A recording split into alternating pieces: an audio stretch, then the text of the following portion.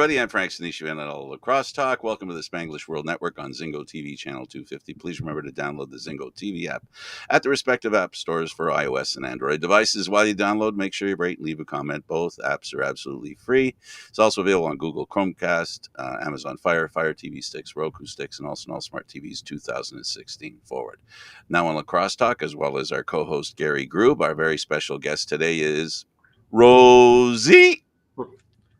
Nick Rose of the Toronto Rock. Well, whenever you hear that chant, does it get old for you? No, it definitely doesn't get old. Don't always kind of hear it in game when the game's going on, just because focused is stopping the ball. But no, it's obviously great to have fans cheering your name at any time. The first question we always ask is, what put the stick in your hand? Why did you end up with a stick in your hand? Just from being from Orangeville, growing up there. It's a huge lacrosse town, and it's just kind of what we do at 3-4 years old. Parents just put their kids in lacrosse and hockey in the winter, and yeah, grow up with all your best friends and just play the game. And I've been playing since I was 3, so yeah, I guess just it's just how we do things in Orangeville. Really is what it comes down to. I guess this is really the last question we should ask, but I'll ask it first because I want to set the kind of tone that we're talking about here, the game of lacrosse. You're probably one of the best people to speak to about loyalty, family, and giving back to the game. You've had an opportunity to get very close to the Toronto Rock, and you work very closely with Jamie, and speak to those aspects of lacrosse, which I think are some of the strongest things that make it so attractive.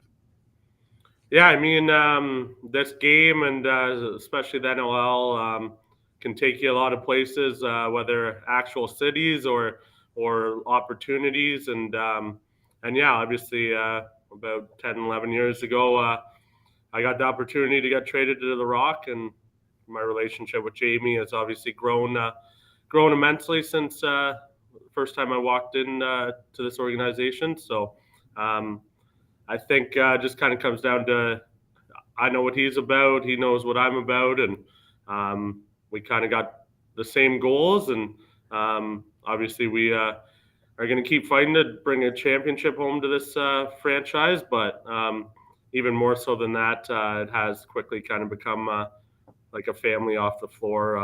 I've obviously seen his kids grow up here as well at the track through our various programs and leagues, and gotten to know them, and they're kind of like little brothers as well. So yeah, it's definitely a big family aspect here, and yeah, it's been a great experience so far. How do you enjoy giving back? Obviously, we do a lot of stuff here at the track, programs that we offer kids. It's always fun to, whether you're coaching or behind the scenes, kind of helping put together what the program looks like. We just finished the Junior NLL tournament here this past weekend, and it's always a fun weekend. You get to see kind of kids coming in from different cities of the NLL and get to see the track for the first time. I'm sitting here at the track right now, but it's a lot quieter now than it was all weekend. But yeah, no, it's always great to be able to work and coach with kids and be involved in the game in any capacity. It's sort of retirement before retirement.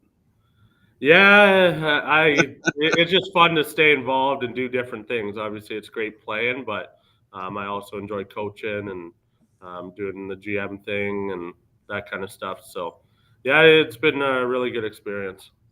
Now, more in-depth questions. Brace yourself. Gary, go ahead. Well, we're talking about Orangeville to start with, and you're one of the few people that can answer it from both ends of the spectrum here, both as a player and as management. What makes Orangeville so special?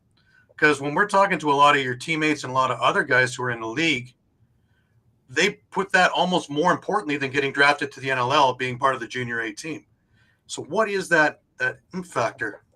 Yeah, I just think with growing up in Orangeville, obviously, it just kind of the history and tradition that's gotten passed down through each generation. When I was growing up, grew up with like the 90s junior A team, which won a few Minto Cups. I was a ball boy there with those guys. And then getting a chance to play with like Josh Sanderson, Bruce Codd, who I watched obviously win in the 90s and grew up idolizing. And obviously I have a chance to play for Brucey now with the Rock, and Rusty Kruger, who was a captain back in the day. And all those guys are still involved with the Northmen at multiple levels.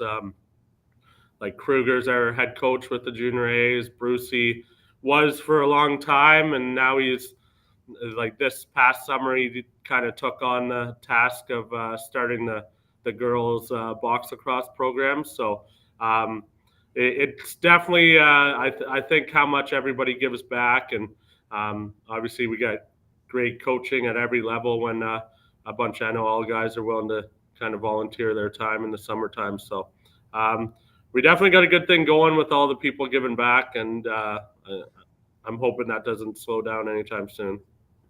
Now, when you got rolling, you're world-class goalie now, listed number 3 overall. Were you always a goalie? I've been a box goalie, I think, since I was about 5 or 6. So I played a few years as a player. Yeah, I think I've told this story lots of times. Like when you're that young, the team just kind of rotates, gives everybody a chance to play goalie. And I think the first time I really did not like it. I think I was in tears on the way home. And then for whatever reason, when it came back around, I really had a lot of fun. Maybe we lost the first game and won the second game or something. I don't know. But yeah, then it just kind of stuck as what I wanted to do in box. But I was always an attackman in field lacrosse. I stopped playing when I was about 20 years old or whatever. So I did enjoy scoring goals in field, but yeah, I've been a box goalie for most of my career in box. Because I've watched you track, with a regular stick, and you've got a hell of a shot. So that didn't just develop just because, right? Yeah, no, I used to be a rink rat and go over to the arena in Orangeville, obviously, and during the day shoot around and play around with my buddies and that kind of stuff. And like I said, I did play attack and field, so I was always working on my shot while also trying to be a goalie. Right. Now, you added to the legacy out there. You won a Minto Cup in 2009. Let's talk about the team. Let's talk about that era itself. Yeah, no, it was obviously awesome. We had a great group. Not pump our tires, but we won in 2008 as well out in Calgary. 09 in Brampton was a special year. That was my last year of junior A. So kind of last chance to wear the Northman jersey, actually. Like you never know if a senior team or whatever would pop up. But yeah, 2009 was the last time I got to play as a Northman, and it was super special. We had a great team, obviously winning the year before, but Brampton, I think we played Brampton 13 times that summer with a 7-game series in the Ontario finals, regular season, every possible game at the Minto Cup because they were hosting. So it was a battle against those guys, but it was nice to win it basically as close to home as you can. Definitely. And you got a chance to relive it a couple of years ago with 2019, winning it now in management. As, I guess, assistant GM at that point, right? Yeah, no, it was a great experience. Had been an assistant GM for a long time. We went out west, same place, to Langley in 2016, and came up real short of the ultimate goal of the Minto in overtime of the deciding game. Kind of ran into the start of Del Bianco's fame or run, I guess, as a championship goalie. He kind of stole that Minto from us in 16, and then we were able to get back there in 2019. Had a grueling playoffs here in Ontario, and then we went out there and got it done, and was real happy for that group of guys that were able to do it. Absolutely. And it's year after year. There's just the talent level out in Orangeville is immense. This year, undefeated through the regular season, and really just hit a hot team at the wrong time. But, it was another exceptional year. And this year, as you being a full general manager this time around, right? Yeah, I mean, yeah, it was a great season. Haven't really dissected everything that kind of went wrong yet in the Ontario finals. Obviously, Burlington Blaze were full value. They played an unbelievable series, and like you said, kind of ran into the wrong team at the wrong time. And we definitely thought that we had the squad to go out to Edmonton and capture the Minto Cup, but I think that kind of shows how tough it really is to win the Minto Cup. So hopefully we'll be back. We were fairly young, but I love the guys we got, every single one of them, and hopefully the returning guys will be able to be champions before their junior career is done. But it was a really good summer that I think we'll look back once kind of the pain of losing the Ontario finals goes away with a lot of pride on. I think so. It was a fantastic year. You hold your head up with that. First team ever to go undefeated, I believe, too, through the season. So it's a pretty immense thing. You get drafted 2008 by Toronto, but you play your first game in Boston in 2010. My question, as it is to a lot of the guys who start, is was it what you expected when you first got up to the NLL level? I'm not really sure what I expected at the time. I kind of made a decision after we won the Minto in 08 to enter the draft, not really knowing how things worked or kind of who'd be interested or whatever, and um, entered the draft and then got picked up by Toronto in the third round, and obviously found out that there's tryouts, training camp, all that, and went out with them and didn't have a great showing at camp, so I got released after 3 weekends, I think, and then was luckily kind of had some buddies in Boston with the expansion team there, and they put in a good word for me to at least get me a weekend of the tryouts, and I was a lot better out in Boston than I was with Toronto that training camp, so they took a shot on me and brought me in as their third goalie for the season, and I moved down there, got to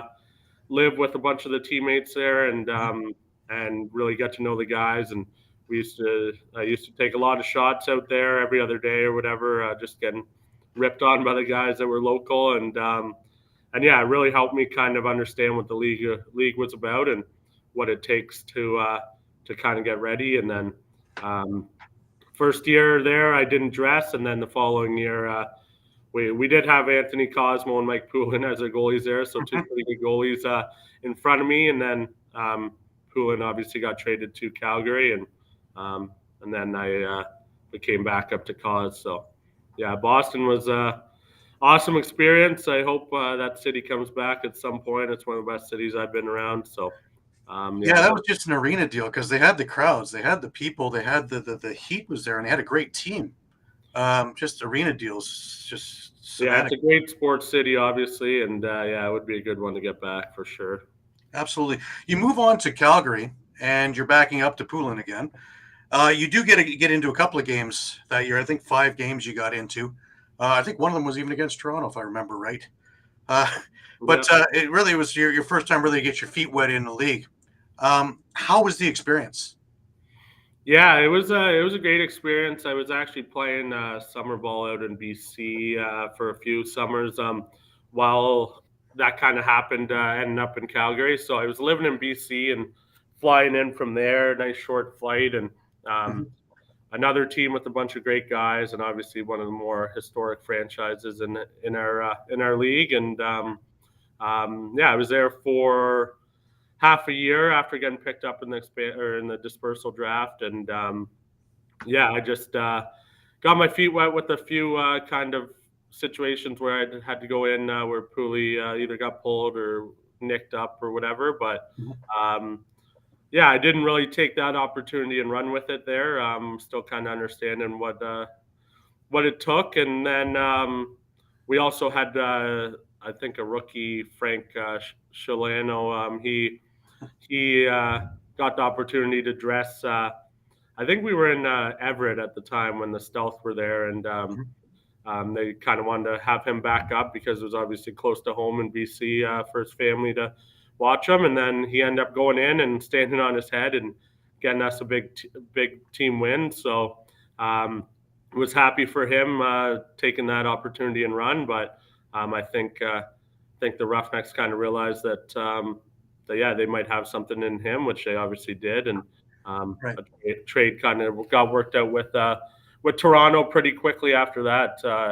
Just with some of the people I knew in the Rock organization, obviously Terry Sanderson being the main one.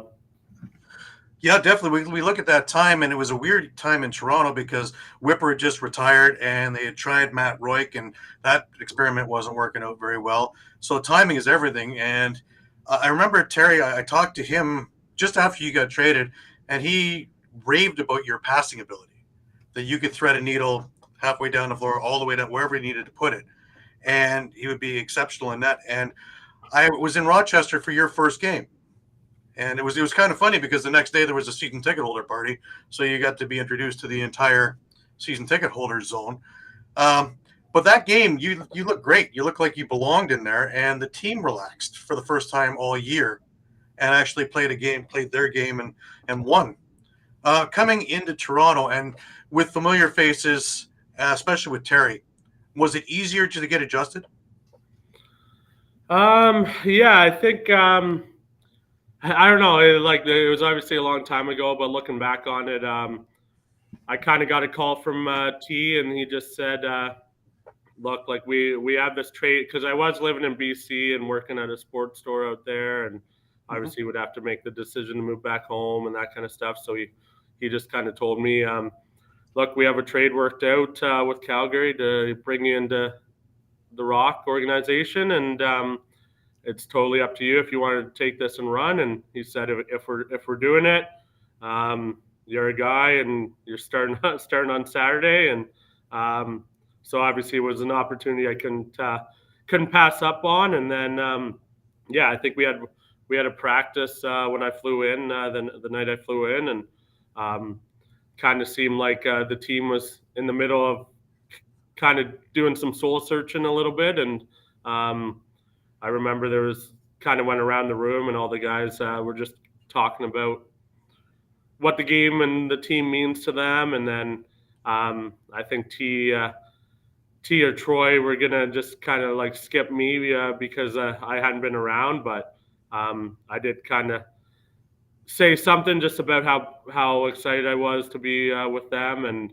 And we had actually just played them with Calgary or whatever. So I just said, this seems like a resilient group, and you guys came back and beat us in Calgary, and I think this has a great makings of a championship contender, and I think just everybody was kind of calm for the rest of the regular season. Like it wasn't like it was come in here and while there was definitely pressure on me and the team, it felt like there really wasn't when we were actually playing the game. So we had a good end of the regular season, and then I think we beat Buffalo in the first round and ran into the start of the Rochester dynasty in the semis. So it was awesome coming to the Rock, and that first year was memorable.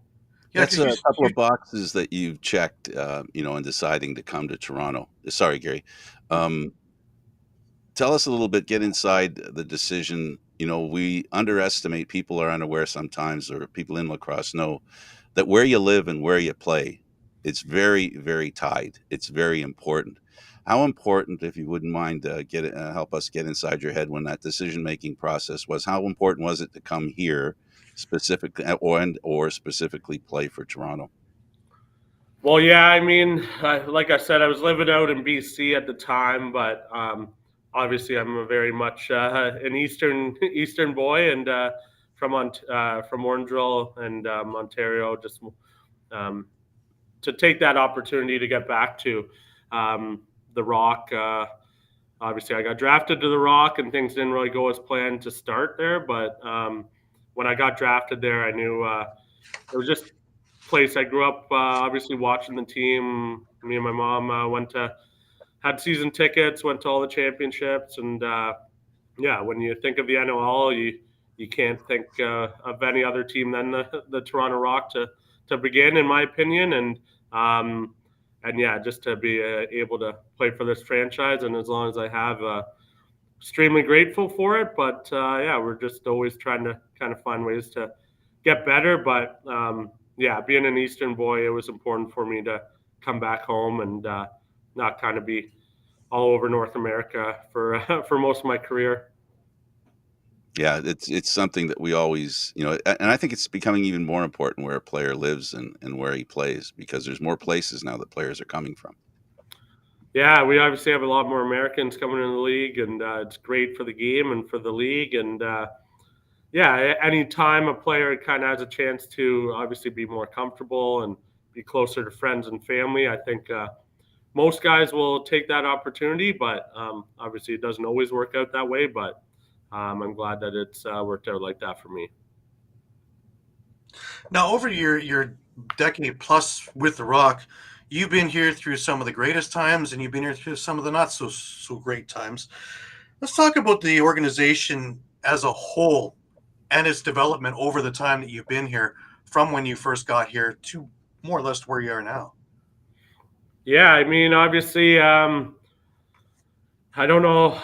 I'd be guessing at how many Eastern finals we've been to since I've been here. We've been on the cusp a lot of winning the championship. Obviously, we lost in 2015 after a great regular season, and then we've also had a couple years where I think we've had two where we've missed the playoffs, which are the only times in franchise history. And um, obviously, some tough losses, even back to last year against Buffalo. Obviously, um, not how you want your season to end, but when you look back at it, like in the Eastern Finals again, we do kind of still feel like we're right there with all the contenders. And um, anytime anytime you're part of a franchise that gets to that point, or at least has a chance to be playing for a championship year in and year out, it's obviously a great situation to be in. And we think we do things the right way here, and sometimes, obviously, championships and all that aside, we like the group we have in general with coming into this next season. And Mm-hmm. our management and coaches are always going to put us in the best position to have a chance to win night in and night out. So I do think we're one of the premier franchises here in the NLL still, even though haven't had a championship since I guess 2011. But we like to believe that one's coming here sooner than later, and we just kind of got to find a way to get over that hump. But I'm not sure if that's kind of what you were looking for in terms of like development of the franchise. But Well, yeah, and the other thing is really, there's a lot of decent franchises out there. What do you think sets it apart? That, in my opinion, the Toronto Rock are probably right up here as being one of the best organizations that a player would want to come to. What do you think is the it factor that really sets it aside? well, yeah, I mean, we talked about it a little bit earlier. Starts at the top with obviously our team owner Jamie Dalwick. Obviously, me and him have a great relationship and always have. But even with new guys coming in, and obviously you're not going to have the same team every season. You're going to have trades and free agents and that kind of stuff. And he does a really good job of making everybody feel like family right away, and doing things the right way, taking care of the players all the time. And yeah, I think it starts with him and then trickles down through the rest of the organization, and just how we do things. And I think obviously, he's kind of growing with the role too, because when Terry passed suddenly, he was left holding everything and really had to learn the role as well as become very good at it too. And I think he's grown with it just like all of you guys have grown. yeah, it's obviously a learning process for him, but I do think he took in a lot of kind of how T operated, and how he made decisions. And obviously, Terry was extremely successful in his NLL career in management and coaching and that kind of stuff. So um, he was a great guy for Jamie to kind of take some of that from. But no, obviously Jamie, he wants to win as bad as any of us. But I know at the end of the day, he does all this for us, for the players, and yeah, I don't think it's going to stop anytime soon. He obviously built this world class facility as well to help grow the game in Ontario, which has definitely done that over the last 11 years. I think we've been open. So, it starts with him and trickles down. And obviously, what we were talking about, where people are from, we have a lot of Ontario guys, right? So, a lot of guys would have grown up watching the Rock Championship teams, just like myself. So, it's definitely a destination franchise for a lot of guys. Sometimes it's not all about winning. It's about having the hope of winning. As long as you have the hope, it keeps you going, right, Nick? Yeah, absolutely. I don't think any of us would be doing that if obviously there's quite a few of us that have been free agents over the last couple of years. Like if we didn't think that we had a chance to win year in and year out here, then maybe it would be time to move on both ways, from the franchise side and from the player side. But we truly all do believe that we're going to have a shot to get this done here, and we just kind of got to find a way to play our best lacrosse at the end of the year instead of kind of in the middle and heading into playoffs. We want to be playing our best lacrosse into May and June. Now, talk a little bit about your own personal stats. Working with Brandon Miller, I noticed a huge impact in your game from the time he came in as your teammate as well as your coach. Describe the relationship that you guys have had over the years and how it's helped your game. Yeah, I mean, obviously, when we traded for B, there was some questions, kind of who'd be the starter and all that kind of stuff. But I think just with my relationship, like, he coached me when I was growing up. He's not that much older than me, but he's older enough where he was giving back in Orangeville, like we talked about, and coaching me. And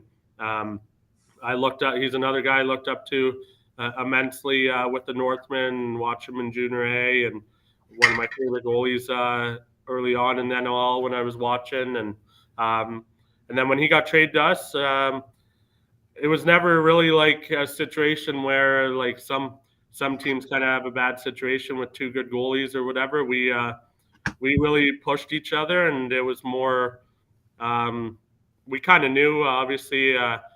It was fully on the coach's decision who'd be starting each night, and obviously 2015 is probably the one year look back at where we lost in the championship, where we were basically rotating games, and both of us were kind of playing some of our best lacrosse in our career and really pushing each other, being happy for each other, and supporting the team, and obviously trying to win.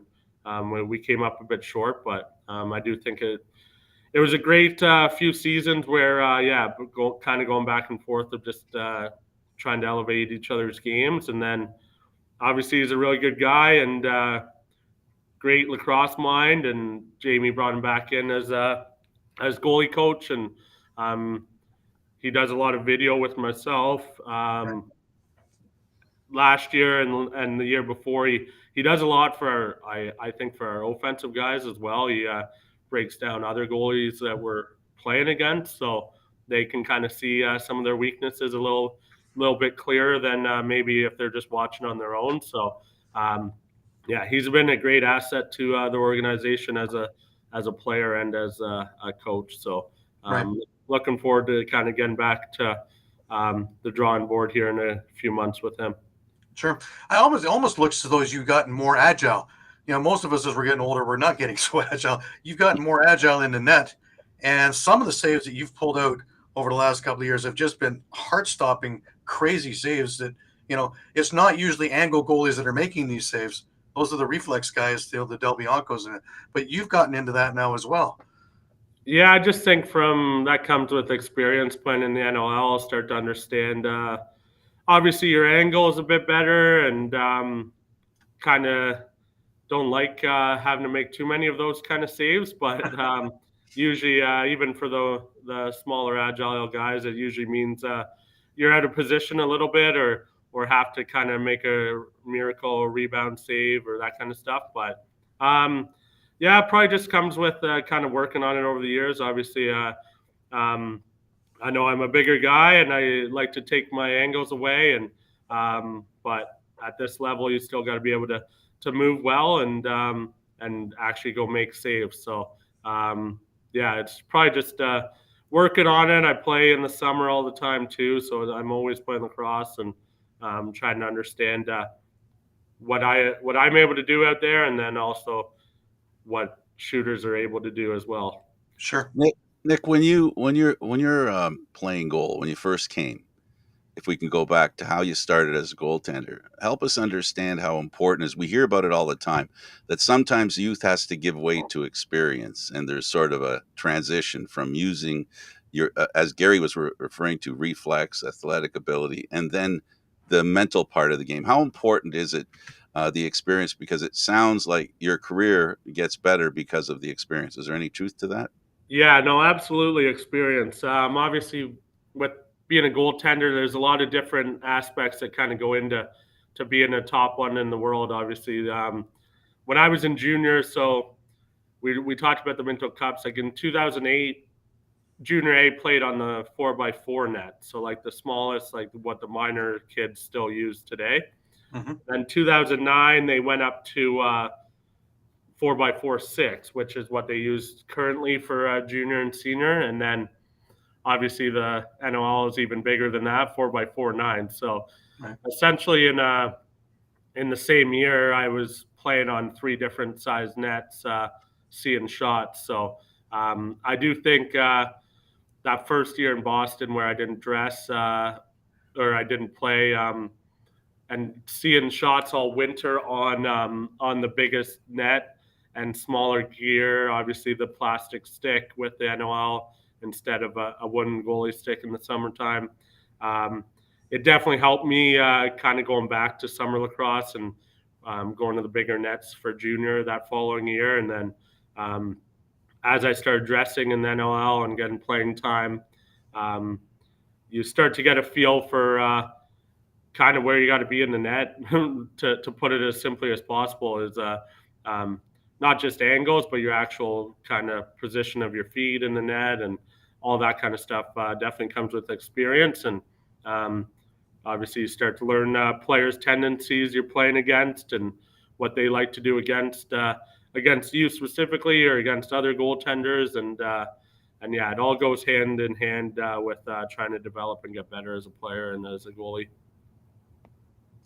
Now, Inside Lacrosse, as we mentioned before, has you listed as number 3, best goalie in the NLL. Personally, I feel as though you were ripped off the last 2 years of Goalie of the Year awards because you were outstanding all year long, especially this past year. There was no one even close to you goals against and minutes and all the rest of the stuff. I know that you're only into team wins and the other stuff is nice, but really would be nice to get one of those in your pocket because I really think you deserve it. Yeah, I guess you kind of answered that there. Honestly, it's great to be in the conversation with top goalies in the world and being nominated and all that. I don't know how many times I've been nominated, probably 3 or 4 times now, but couldn't care less about it. I think that's more for the media and obviously fans enjoy it, but the only thing I'm focused on is making sure I'm playing that well or better at the end of the year this next season, and haven't been able to do that yet to kind of maintain that level. So I got to find a way to be able to do that individually to kind of help us get over the hump. So yeah, an award would be great, but unless it comes with a championship, then I don't really care, to be quite frank about it. Hopefully your team picture will be with both, right? One and one, right? Yeah, I'll take that for sure. Now, you've also been a goalie that has set yourself aside because you're the only one I know that has scored 3 goals in your career. I've been lucky enough to be there for all 3 of them because I was in Rochester for that one as well as the couple in Toronto. Let's talk about just how this comes about. You got guys going their whole career and never scored a goal, and here you have 3 of them.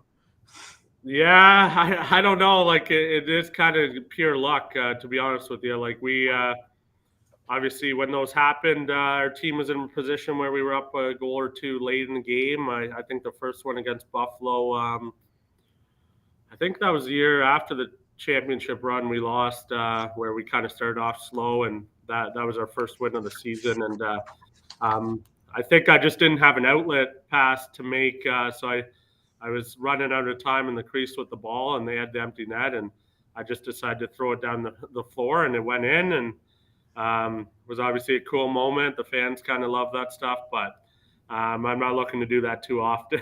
Too often, obviously.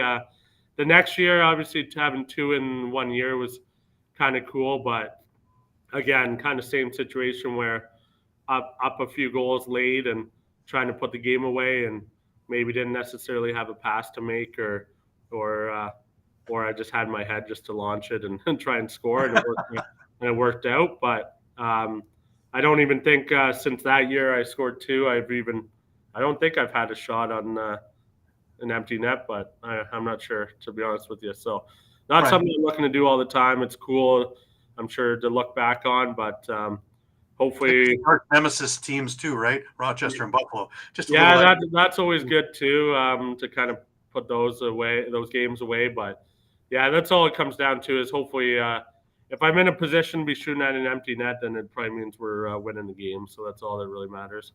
Sure. Now, you talked about playing summer lacrosse. This year, you guys are playing Senior B. You just won the Senior B championship for Ontario Series Lacrosse. The big one's coming up next week, the President's Cup. Let's talk a little bit about that and the team that you've got, because in my eyes, you got yourselves an all-star team. Yeah, we got a really good team. Obviously, with some of the drama in MSL the last couple of years, Jamie, who owns Oakville Rock as well, decided to kind of take a bit of a sabbatical from the MSL, and we've been in the Senior B loop since last year as well. And this year, a lot of guys that are NLL guys or NLL prospects wanted to kind of hop on board, knowing that we were hosting the President's Cup coming up, as you mentioned. And obviously, again, have a chance to win a national championship is an awesome experience, and have had a lot of fun with this group. And winning Ontario was cool. For me personally, meant a lot with kind of the original Orangeville and Northman lacrosse teams, the senior boys. They dominated Ontario in the 80s, won a few President's Cups as well. My dad was a part of those teams. So, it means a lot. To win a Prezi, especially here at the track, would mean so much and be such a fun experience to kind of cap off the summer with a great group of guys. But we do recognize that it's gonna be an extremely tough grind of a tournament for every team. Every team's real good. There's no easy games whatsoever, and playing 7 games in 6 days potentially is not even sure how that works for some guys. Trying to stay healthy and all that, knock on wood, but it's going to be a fun experience, and really hoping we can find a way to win it, because it would mean a lot to a lot of people around here. Tell us a little more about your dad.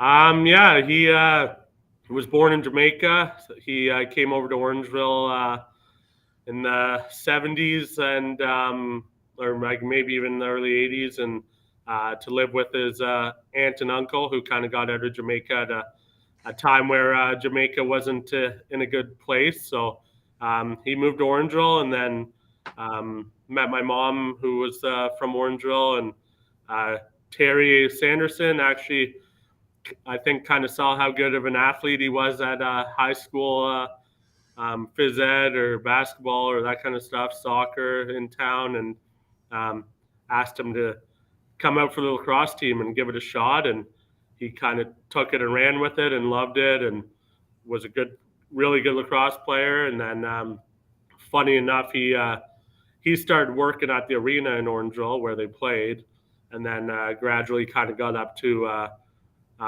become the general manager at the arena, similar to kind of what I do here at the track. He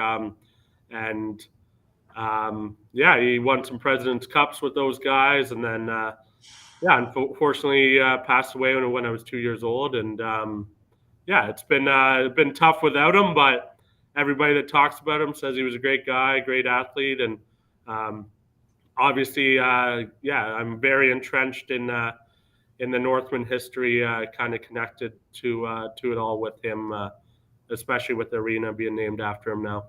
Yeah, I didn't want people to forget or not realize that family also goes outside of lacrosse. There's actual family that contributes to whatever successes we have or any loves and desires and aims that we have, right?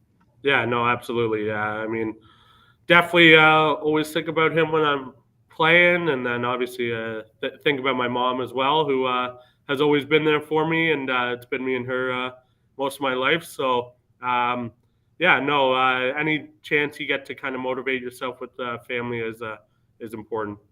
Yeah, let's highlight mom too. I wasn't trying to. I wasn't trying to give dad more credit. Essentially, family is real important in lacrosse among the players, coaches, and everybody involved in the game. But there's also family that make it possible for players like you to grow and to achieve the dreams that they have.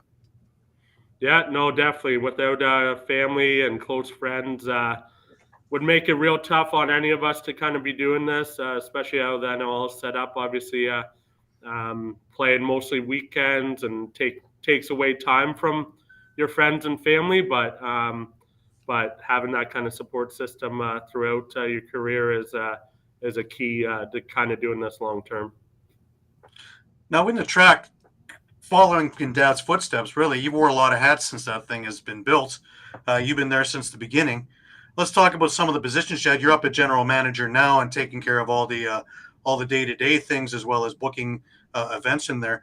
But let's talk about just as you got in there. I believe it was night manager at one point, and then kind of working your way through there. Yeah, no, it's been a fun ride for sure. It's kind of funny because when I first got traded to the Rock, I really didn't know Jamie that well yet. But after a couple months, just kind of before the following season, obviously played a few games, and then the playoffs when I first got traded here. But before the next season, he kind of called me because I was out in BC. Still, I went back for the summer to play out there, and he kind of called me. He was like, "Hey, like, are you looking for work? Like when we get into the NLL season, I'm building this facility, and I need somebody to kind of work at nighttime when our rentals were going on." So he had some other staff in place, a manager, daytime manager during the or at the time for doing bookings and that kind of stuff, and he just needed somebody to kind of just be here and supervise the facility when other people were here renting here. So I think I did that for I'd be guessing probably 3 or 4 years, maybe 5, and then our general manager at the time she decided to step away for a different opportunity, and it just kind of got to the point where obviously the hours of work, just working from like 4 till midnight every night, was starting to kind of take its toll, and I wanted to focus more on the lacrosse side of things and get a better work schedule and that kind of stuff. So I approached Jamie about the general manager role, and he was all for it and very supportive, and have been in this role ever since. And it's been awesome to kind of work with our great staff. We got obviously a lot of different departments here for the Rock team, and then as well as the facility, we have a few different areas that we kind of look after and trying to grow successfully. So while it's all one big family, there's definitely a few different hats that I wear, and lots of people wear around here to kind of make sure the wheels keep in motion well over here. Well, that place really has been really the cog that's revitalized minor lacrosse in Oakville, between the elite leagues and some of the other things in there, let alone all the rentals of other things that go on. It really has been the hub of everything. Yeah, I mean, a lot of people probably don't want to say it for whatever reasons, but it's the hub of Ontario lacrosse. People can say what they want, but without Jamie and without him building this place, who knows where the game of lacrosse is at in Ontario, and even at our level in NLL. Like we've got lots of guys that have come through our Rock Elite League program that are now in NLL, that have done many clinics and camps here. We've obviously hosted a lot of provincial championships and the Junior NLL event, which is awesome for outsiders. And Yeah, without Jamie in this place, I truly believe we wouldn't be anywhere near the level we're at in Ontario with where the state of the game is at this time. Sure. And the draft. And the draft as well. But when Yeah. he built that, he was taking a risk because it had never been done. You'd used arenas here, there, Iroquois Lacrosse or wherever to have practices. Now there's a central hub just off the QEW for a lot of the teams to have a lot of the guys, so they have practices when they normally wouldn't. But you also have this facility that this blueprint that other teams and other places will now build because of this. So he really put it all into one basket, and came out shining like a diamond. But the place itself is spectacular. I remember the first tour once it was built, and it was like state of the art everything. And you guys have the opportunity anytime to come in and work and do things, and which is unheard of. It was never done before. Yeah, no, it's definitely our home base for the Rock, but even further to that, we do have some groups that kind of rent from us, like two soccer groups that are here year round. Obviously, Oakville Minor has a big presence here as well, and then we run our own programming, which has been great to see a lot of kids from Ontario and kind of grow up here. And yeah, the hope would be that every NLL team has a place like this in a decade from now would be probably a bit too quick for that, but hopefully some other NLL teams start kind of taking this blueprint and doing it to help grow the game where they're at, because we've seen it here, and it's only getting bigger and better here. And yeah, like I said, truly grateful to kind of be a big part of the facility side here. And yeah, I mean, we definitely other teams get to kind of benefit from this place during training camp. Last couple of weeks I've been booking a bunch of teams in for November for practice and exhibition games and that kind of stuff. So I think a lot of the other NLL teams know kind of how awesome this place is, and hopefully they take it and run with it to build their own as well. I suppose the investment's a little. Oh, sorry. I suppose the investment's a little bit tough, but the upside is it's self-supporting, right? Yeah, I mean, obviously with our own programming and rentals and stuff, we do run it as a business, but I'd be guessing at whether Jamie's anywhere near making his money back on this place or not. But I don't know if that's really why he built it in the first place. Like, I think he knew the investment it would make. It would be for our team first and foremost. Obviously, like Gary said, guys can come work out in the gym here. Can our strength coach Sean Holmes kind of runs this place. Or runs the gym as his own business, but our players kind of get to benefit from working out with him. And then, during the day, the turfs are pretty open for guys to come in and shoot, work on their shot, work on their passing, all that kind of stuff. Obviously, heading towards the season, I'll start kind of taking shots from some of the guys a few times a week and getting ready for that all season. So it's been a huge advantage that way to make sure we're sharp for each season. So you also have that new physio place too. So injury rehab is right there at the same spot too. So it's basically a one-stop shop. Yeah, that's going to be this is going to be our first NLL season with the Sports Medic Clinic. Just got built.